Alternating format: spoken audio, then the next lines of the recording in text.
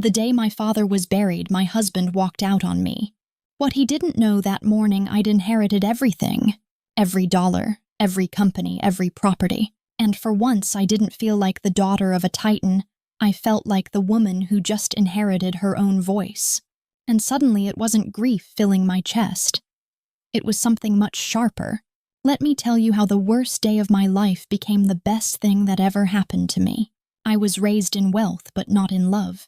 My father, Raymond Ellis, built the Ellis Empire from nothing. Ellis Holdings, Ellis Properties, Ellis Logistics. Walk through Boston's financial district, and you'll see his name carved into glass towers that pierce the sky.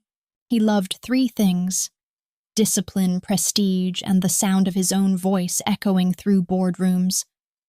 What he didn't love was mess, emotion, questions at dinner.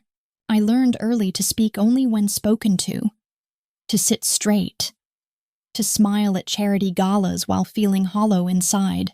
So when I met Owen Blackwell at 25, charming, broke, but burning with ambition, I fell hard. He made me laugh until my sides ached, called me beautiful when I cried, told me I had fire in my eyes that no amount of Ellis money could buy. My father saw through him immediately. He's a gold digger, Catherine. Mark my words. He's not like that, Dad. They never are, until they are. But I was young and starving for affection. When Owen proposed with a simple silver band instead of the 3-carat diamond everyone expected, I thought it proved my father wrong. We married without a prenup. My rebellion, my choice. Owen moved into the Ellis estate like he belonged there. Started wearing tailored suits. Bought a Porsche. Hired Madison Chen as his assistant, 26, brilliant and beautiful in that effortless way that made me suddenly aware of every line on my face. For 10 years, I watched my husband transform from the passionate man who used to quote poetry to me into someone who checked his phone during conversations and worked late with increasing frequency. We never had children. Owen said we weren't ready. Then he said we were too busy. Eventually, we stopped talking about it altogether. The distance between us grew until we were strangers sharing a bed. Then my father died. Heart attack. Alone in his corner office on the 40th floor, surrounded by the empire he'd built with his bare hands. No warning, no goodbye, just a phone call at 6 a.m. that changed everything. The funeral was a parade of Boston's elite paying respects to a man they'd feared more than loved. I stood in black Armani, accepting condolences from people who'd never spoken to me outside of charity events.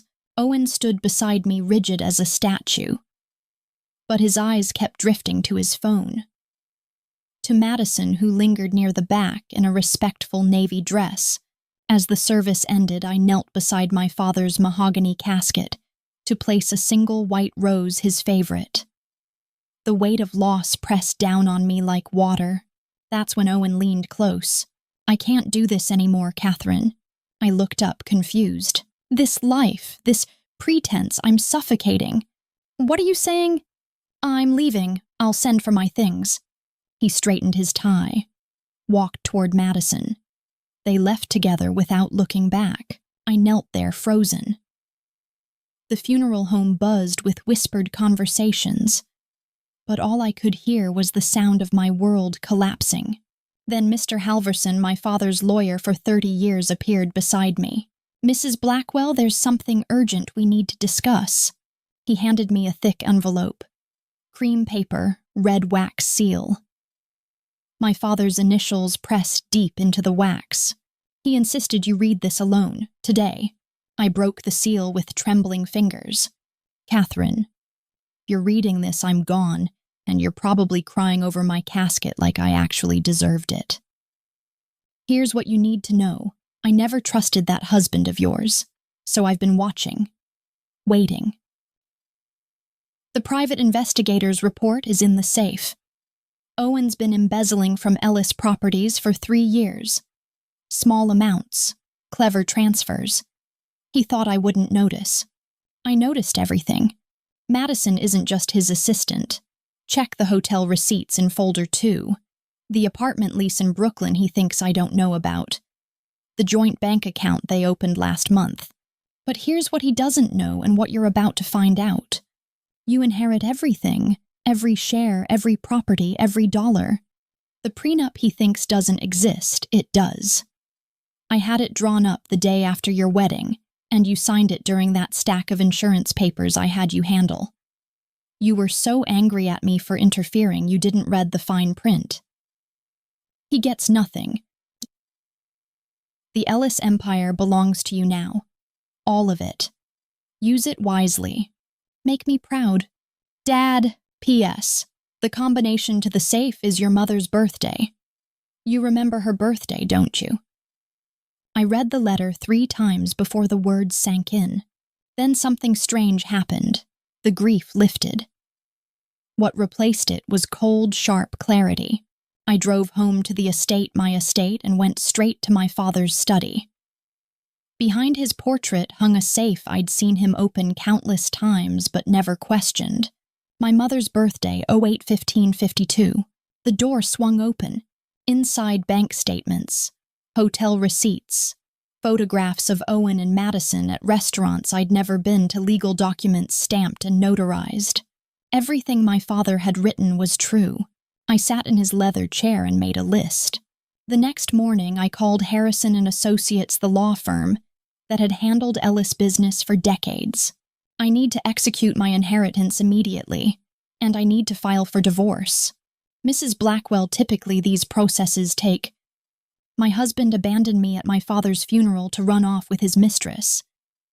He's been stealing from family companies for 3 years. I have documentation. How fast can we move? We'll have preliminary restraining orders on all marital assets by end of business today. Owen must have tried to access our joint accounts that afternoon. The bank called to confirm the freezes were in place. His corporate credit card was declined at lunch. The lease on the Brooklyn apartment he shared with Madison was terminated when the management company discovered it violated the building's moral clause. By Thursday, Madison stopped showing up to the Ellis Properties office. Human Resources informed me she'd submitted her resignation via email. Owen finally came home Friday night. I was waiting in the living room with a glass of wine and his suitcases packed by the door. Catherine, we need to talk. This is insane. You can't just freeze our accounts. That's my money too. Actually, it's not. I handed him a folder. Prenuptial agreement. Page 12, clause 15. In the event of adultery or financial misconduct, the non-offending party retains all marital assets. His face went white. That's not... We never signed a prenup. We did. You just didn't realize it. This is revenge because I left you at the funeral. I was grieving too, Catherine. I couldn't handle... grieving. I laughed. You were planning your exit strategy. How long have you been stealing from Ellis Properties, Owen? He sat down hard. How long have you been sleeping with Madison? Silence. 18 months, he whispered. The apartment in Brooklyn. 6 months? Did you love me at all, ever? He looked at me, then really looked for the first time in years. I thought I did, in the beginning. What changed? I don't know. Maybe I never loved you. Maybe I loved the idea of you. The life you represented. At least he was honest. Pack whatever you can carry. Everything else stays here.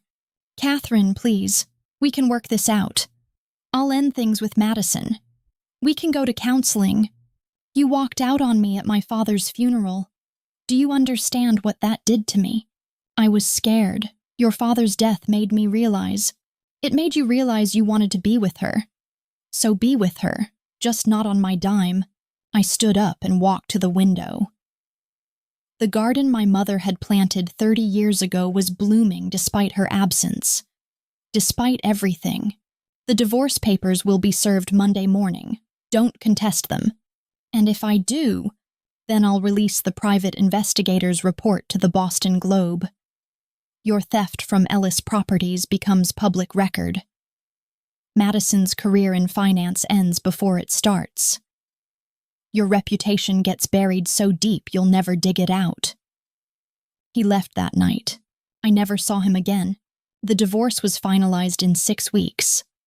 Owen signed everything without argument. I kept the Ellis name professionally, dropped Blackwell personally, and moved into my father's corner office. The board of directors, 12 men who'd known me since I was a child, seemed surprised when I showed up for my first meeting in a sharp gray suit and heels that clicked like gunshots on marble floors. "Catherine, we didn't expect you to take such an active role." "What did you expect, Mr. Morrison? Perhaps a more ceremonial position. We could handle the day-to-day operations while I play tennis and attend charity luncheons." I opened my briefcase and pulled out the quarterly reports I'd been studying for weeks. Ellis Properties lost $2.3 million last quarter due to cost overruns and delayed projects.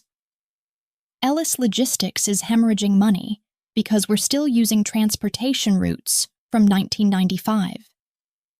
Ellis Holdings has the opportunity to acquire Meridian Industries, but we're moving too slowly because this board meets once a month instead of weekly.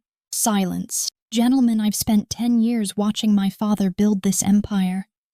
I may not have his experience, but I have his vision. And unlike him, I'm not afraid to change." Over the next 6 months, I restructured everything. I hired Sarah Martinez as Chief Operating Officer, brilliant, ruthless, and tired of being overlooked by male-dominated boards. I promoted Jennifer Kim from accounting to Chief Financial Officer after she identified 3 areas where we could cut costs without affecting quality. I bought Meridian Industries. I modernized our logistics systems. I turned Ellis Properties into the most profitable real estate firm in New England. The same men who'd questioned my abilities started calling my decisions visionary. Forbes put me on their cover, "The Heiress Who Built an Empire Twice." I kept the article framed on my desk. Some nights I'd drive to Forest Hills Cemetery and sit beside my father's grave. His headstone was simple black granite, Raymond Ellis, builder of dreams. I'd tell him about board meetings, about acquisitions, about the woman I'd become after Owen left. "You were right about him, Dad, but you were wrong about me. Last month I got a letter forwarded from my lawyer. Owen wanted to meet for coffee, said he'd made a mistake, said Madison had left him for someone with more money, said he realized what he'd lost." I didn't respond. Instead, I drove to the cemetery and placed 2 white roses on my father's grave. One for the man who'd taught me that love and trust were luxuries the Ellis family couldn't afford. One for the woman who'd learned that lesson too late to save her marriage, but just in time to save herself.